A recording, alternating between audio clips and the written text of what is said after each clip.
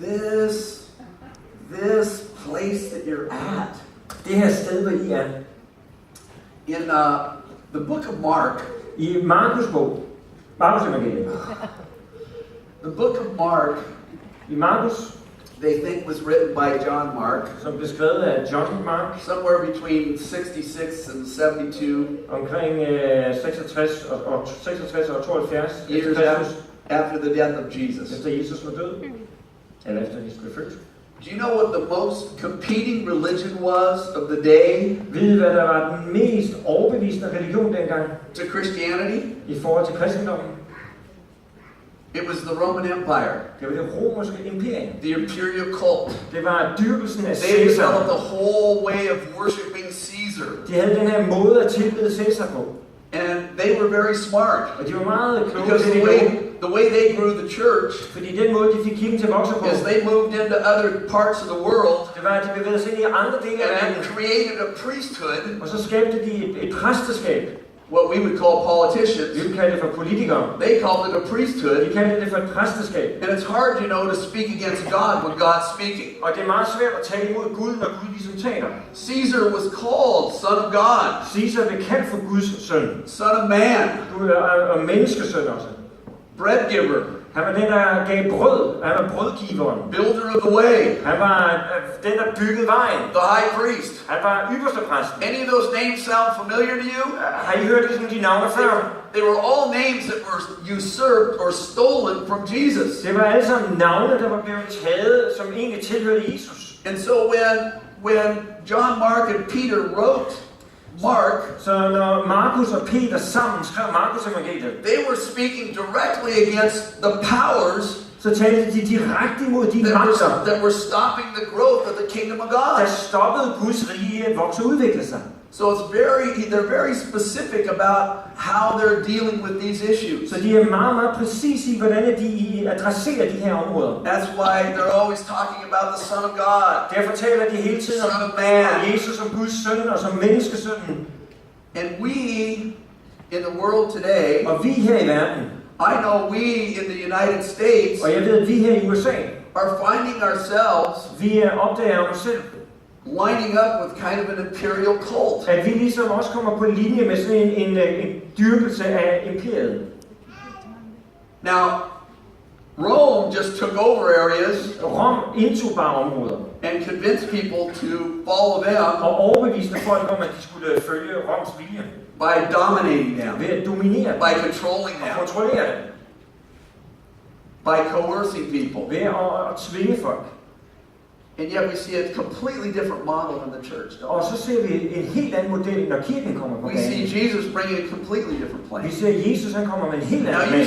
You say, du siger, or at least we in the United States say, eller mindst også i USA, vi siger, as Christians, som kristne, oh, we're not buying into the imperialistic cult of the United States. Nej, vi er ligesom ikke en del af den der imperialistiske dyrkelse af USA's storhed. But I know in my country, men jeg ved, at i min land, as much as they complain about healthcare, lige så meget som de brokker sig over sundhedsreformen, they still sign up for it. Så vil de gerne have den alligevel. And usually their first response is when they get sick. Og det første svar, de har, når de bliver syge, is I'm going to the doctor. Det er, nu tager jeg til lægen. Because I got this great healthcare plan. Fordi jeg har fået den her fine sundhedsreform. Are you hearing me? Kan I høre mig? We have social programs. Vi har sociale programmer, that we believe in. Som vi tror på. Social security, where I come from. Det er social sikkerhed der, hvor jeg kommer fra. Care for the elderly. Hvor vi tager os af de ældre. Care for alcoholics. Tager os af alkoholikerne. Care for drug addicts. Tager os af narkomanerne. And we believe oftentimes more in those programs. Og ofte så tror vi mere på de programmer. Than in the reality that God can change people's lives. End i den realitet, at Gud faktisk kan forvandle menneskers liv. If you don't believe it, hvis du ikke tror det, think about it. Så tænk på det her. How many are glad? Oh, even if the economy is really bad. Hvor mange, selvom økonomien er dårlig, if I can just make it to retirement. Tænker, hvis jeg bare kan i mindst komme frem til pensionsalderen, the government's going to underwrite what's ahead. Så kommer regeringen til ligesom at understøtte det her forbrug. And we find ourselves trusting more. Og vi opdager, at vi stoler mere på in the government regeringen, than we do in the kingdom of God. End vi gør på Guds rige. Caesar was the bread giver. Caesar, han var brødgiveren. But you know, he had to steal bread from somebody Men han var jo nødt til at stjæle brødet fra nogen, to give it to the ones he gave bread. for at kunne give til dem, som han havde lovet brød. Jesus, on the other hand, Jesus på den anden side, took a few fish and a few loaves han tog nogle fisk og nogle brød, out of the provision of the kingdom of God. ud af Guds riges forsyning. He laid hands on Og så it lagde han hænder på det, and fed thousands. og så gav han mad til tusinder. Fed thousands. Tusinder. And he didn't have to steal from somebody Og det var else. ikke nødvendigt, at han stjal fra nogen. God's provision is enough for us. Guds forsyning er nok We til need os. to change our Vi er mindset. nødt til at tænke vores We ændre vores can't tankegang. start buying into the... We have to believe that God is bigger than the government. Vi må stole på, at Gud er større end regeringen. Think in your own hearts. Tænk i dit eget hjerte. If you haven't bought into Hvis du ikke virkelig har grebet fat i, and you've actually found yourself worshiping og du faktisk begynder at tilbede at the altar of government. ved regeringens alter i stedet Because for. we don't truly believe that the kingdom of God is greater Fordi vi ikke i sandhed tror på, at Guds rige er større than the kingdoms that are here. end de kongeriger, som er her på jorden.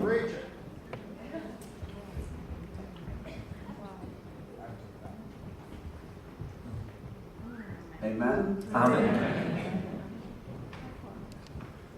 So how did John, Mark, and Peter put this book together Så hvordan samlede Markus og Peter den her bog to change things? for at forandre ting?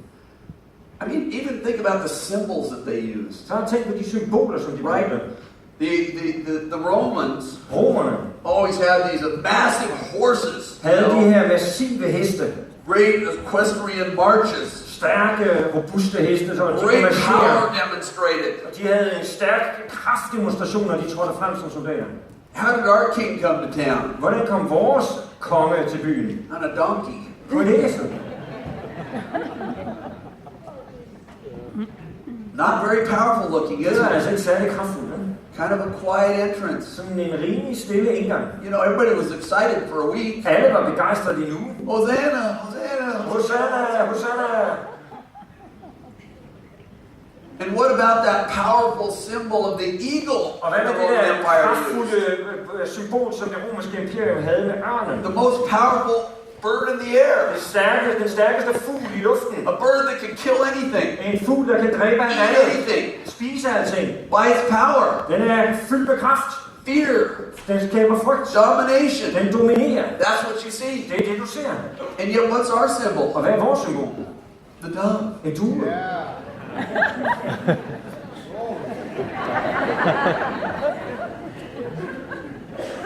Oh, isn't that powerful? Er den så kraftfuld? And the lineage of Caesar. Og Cæsars stamtræ. Oh, he gave him titles like, you know, they used to, the old Caesar would adopt the new Caesar. Den gamle Cæsar ville adoptere den nye Cæsar. And since Caesar was God, Og siden Cæsar nu var Gud, the new guy adopted was what? The Son of God. så den nye Cæsar, han var så Guds søn. Son of Man.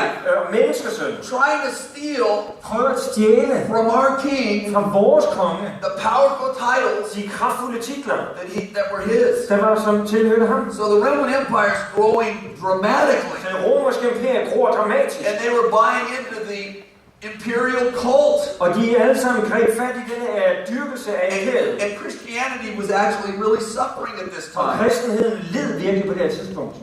So Peter and John Mark wrote the book to who? Så Markus og Peter, de skrev Markus evangeliet til hvem? To the persecuted Christians in Rome. Til de forfulgte kristne i Rom. You see, our kingdom Vores rige doesn't really come in great power. kommer ikke i stor kraft. It comes in these quiet little ways. Det kommer på de her små måder. It comes like leaven in bread. Det kommer ligesom gær i brød. It's only, almost indiscernible. Det er noget, man knap nok kan se. This tiny, I used to own a bakery. Jeg havde engang et bageri. And I used to have 350 employees Og in der the bakery. var 350 ansatte i bageriet. We had a power outage one weekend. Og en gang så gik strømmen. And I had all this bread Og vi havde alt det her brød in these massive mixers. i de her store, kæmpe brødmixer. And there was nothing we could do with it Og der var ikke noget, vi kunne gøre med det. because we had no electricity to bake. For der var ikke nogen strøm til at bage med. And so we came back after the weekend Så efter weekenden så kom vi tilbage. and there were like piles of dough. Og det her dej, den er gæret, kæmpe gave af dej. 20-30 feet long and about 4 feet high, crawling out of these bowls. Og de var 2-3 meter høje og kravlede ud af de her store skåle, som vi havde. Because of that tiny little block of leaven, Bare på grund af den lille smule kær, som vi har prøvet ind i dejen. and I thought, I even remember seeing it, and I thought, Og jeg kan huske, at jeg så det. gosh, there was no noise, Så tænkte jeg, der var ikke there larm. was no fanfare, Der var ikke nogen fanfare. I didn't hear anything, Jeg hørte ikke noget som helst. and yet it grew, Og alligevel så voksede det bare. almost indiscernibly. Helt sådan næsten usynligt. There's a peace on it. There's a peace on it. Der er fred omkring det. There's a peace on it that comes. Der er en fred omkring det, der kommer. It's just almost Det er indiscernible. noget, man næsten ikke lægger mærke And all of a til. sudden you look around and you think, wow, where did all those new Christians come Og lige from? pludselig kigger du rundt, og så spørger du, hvor kommer alle de nye kristne fra? You see, we're winning this battle. We're not losing, we're winning. Vi vinder. Vi taber ikke. We're way ahead of the curve Vi now. er langt foran her. And it's in these quiet ways. Og det er på disse stille måder. It's in that being kind to your Og det neighbor. er det at være god mod dine It's naboer. not some grand announcement, oh, all these people are going to get saved because the great mountain doll is here. Det er ikke sådan en stor bekendelse, at nu bliver alle disse mennesker frelst, fordi Gudsmanden er her. Somebody last night talking to a friend or a Nej, neighbor here. det var nogen her, der sidst i går aftes talte med en ven eller en nabo. That quiet, På en stille måde, understated på en helt ydmyg måde. power of God. Og der var bare Guds kraft til stede. You're powerful. Du er fyldt med kraft. You're powerful. Du er fyldt med kraft. You're powerful. Du er fyldt med kraft. When you sow the seed, Når du såsædet, the promise in Mark chapter 4 så er løftet i Markus kapitel 4, is that the seed's going to grow så up. er løftet, at den såsæd, den vil vokse op. We talked about this yesterday, Det didn't talte om i we? går, ikke sandt? Jesus at this point Jesus på det her tidspunkt has been ministering all over Judea, Samaria, all over the har place. tjent ud over hele Judæa og Samaria overalt. He's been ministering to the Jews. Han har betjent jøderne. And the ministry to the Jews Og tjenesten til jøderne, isn't going that great. den It's går, all ikke, good, det går godt, men ikke sådan helt vildt fantastisk. but they're not super happy with it. Men de er ikke sådan super glade for ham. And so I think Jesus, in a little frustration, Så jeg tror, at Jesus i sin frustration says to his disciples in Mark chapter 5, siger til sine disciple i Markus kapitel 5, hey, we're going to get in a boat hey, vi skal ind med båden, and we're going to Decapolis. og nu skal vi over til Decapolis. We're going to the other Vi side. skal over på den anden side af søen, And here's the word of the Lord to you. og her er Guds ord til jer. This church is about to go to the other side. Den her kirke skal til at komme over på den anden side. Yeah? I love your enthusiasm. Jeg kan lide jeres entusiasme. Think about this. Tænk på det. They get in the boat. De går ombord i båden, They're going to the other side. de tager over på den anden side, They go through this massive storm. og de sejler igennem den her storm. They go through all this trouble. Alle de her problemer. You know, that the ocean was, at that time, they thought was filled with demons. Dengang så troede de, at vandene de var fyldt med dæmoner. They thought that was kind of like hell. De troede, det var ligesom helvede.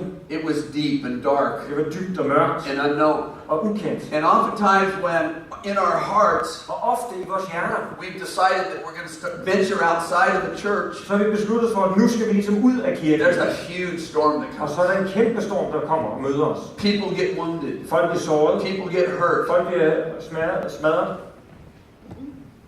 People think they're going to die. Folk de kommer til at tro, at de skal dø. People wish they would die. Folk vil ønske, at de skulle dø. And so you can just imagine the disciples, they're on the ship. Så forestil jer disciplene ombord på båden. Jesus is sleeping down below. Jesus han sover nede under dækket. The storm comes up Og stormen kommer, and they just go crazy. og de bliver helt vanvittigt bange. They go down and get him. De får fat i Jesus. What are you doing? You're going to let us die Hvad right sker der? here. Vi dør, Jesus. And Jesus comes up on board, Og Jesus han rejser sig. says, Oy vey. Og han siger, hey. Never mind. And he stops the storm. Og så stopper han stormen. And they go to Decapolis. Og så tager de over til Decapolis. Now, what was Decapolis? Hvad var Decapolis? Decapolis was an area of 10 cities. Decapolis var et område af 10 byer. And those 10 cities were just this like massive area. Og de 10 byer var sådan et rimelig stort område. But what you don't know about the story, go to the other side, Men det du ikke ved om historien om det at tage over på den anden side, is Decapolis was the place where the 10th legion of the Roman army stayed. at det er, at Decapolis, det var det område, hvor romernes 10. legion holdt til. And these guys were the bad boys of the Roman army. Og de fyre, det var altså virkelig de barske fyre, den romerske hær. They either got sent there because they were so mean, De blev enten sendt til den legion, fordi de enten And var so ondskabsfulde, fierce. eller fordi de var så frygtindgydende. or because they were just bad soldiers. Eller bare fordi de var dårlige soldater. And they thought if they got to get rid of these, got to get these guys out of Rome. We got to get them somewhere Og så else. tænkte de, vi må have dem ud af Rom, vi må have dem et andet sted hen, så lad os have dem dertil. Thousands of them. Der var 1000 af dem. Thousands of them there. 1000 af dem der. The 10th legion. Den 10. legion. So Jesus crosses over. Så Jesus han tager over på den anden side. He gets off the boat. Han stiger ud af båden. And who's the first person he meets? Og hvem er den første person, han møder? The demoniac. En person, der besat af en dæmon. And we see this huge confrontation between Jesus and the demoniac. Og så oplever vi den her konfrontation mellem Jesus og den besatte. The demons are screaming out. Dæmonerne i den besatte råber ud. They're yelling at Jesus. De råber af Jesus. Don't send us away. Lad være med at sende os væk. Because our boss, Fordi vores chef, Satan, Satan, is really going to be ticked off han bliver så virkelig gal, if you send us away. hvis du sender os væk. So, send us into the pigs. Så sæt os ind i svinene. And he sends them into the Og pigs. så sender han dem ind i svinene. Now it's interesting that the man had a legion of demons. Det er interessant, at denne mand, han siger om sig selv, at han havde en legion af dæmoner i sig. You get it? Kan I fange det? Sends it into the pigs. De blev sendt ind i svinene. Pigs run off the cliff. Svinene løber ud over skrænten. They all die. De drukner alle sammen i vandet. Now here's another thing you probably don't know. Her er der noget andet, I måske ikke ved. 2,000 pigs are a lot of pigs. 2000 svin, det er virkelig mange That's a lot of svin. pigs. That's a lot of mess. Det er virkelig en masse råd. So why were there 2,000 pigs there? Så hvorfor var der 2000 svin Typical der? pigsty had 12 to 24 pigs. Altså måske var der omkring 12-25 svin i en typisk svinestig. It was the food supply Det var madforsyningen for the Roman army. til den romerske hær. Everybody was guaranteed 1 pound of bacon every day. Alle de var garanteret en vis portion bacon hver eneste dag. That was part of the deal. Det var en del af aftalen. So here's Jesus, Så her er Jesus, one man, en mand, empowered by the kingdom of God, fyldt med Guds ånds kraft. the man who's supposed to represent and model how we're supposed to live, Han, som skal repræsentere og modellere, hvordan vi skal leve, comes in, takes a demoniac kommer og møder en dæmonbesat, that the whole community is terrified of. og hele samfundet er skrækslagen for den person. They're so terrified they get him outside of the De city. er så skrækslagen for ham, så de He's driver ud for screaming and byen. cutting Han himself. skriger og skærer sig selv. He comes to Jesus. Han kommer til Jesus. What do you have to do with me, Jesus? Hvad vil I gøre? Hvad du gør det med Jesus? Cast the demons out, Dæmonerne bliver kastet ud, and the man's in his right mind. og manden kommer til sin egen sansers fornuft. The people from the community Menneskene i samfundet come out, kommer ud, and they have kind of a strange reaction. og de har en mærkelig reaktion. They're scared. De er bange. They're terrified. De er skrækslagen. What'd you do to the demoniac? Hvad har du gjort med ham, dæmonbesatte? What happened to all the Hvad pigs? skete der med svinene? It's such a beautiful picture Det er sådan et smukt billede, when the kingdom of God når Guds rige invades the kingdom of darkness. invaderer mørkets rige. One man's spoken word En mands talte ord sets a captive free, sætter en fange fri, destroys and disrupts the economy, ødelægger økonomien, undoes the army. You know, that's why they kind of, okay, here's another thing you didn't know. ødelægger I don't her. think you Her er en anden ting, som I ikke er klar over, tror jeg. Guess what the mascot, you know what a mascot is? Ja. Guess what the mascot of the 10th Legion was? Gæt på, hvilken maskot, som den 10. legion havde. A pig! Et svin. You get the joke? Kan I ligesom fange joken? He disrupted everything. Han simpelthen forstyrrede det hele.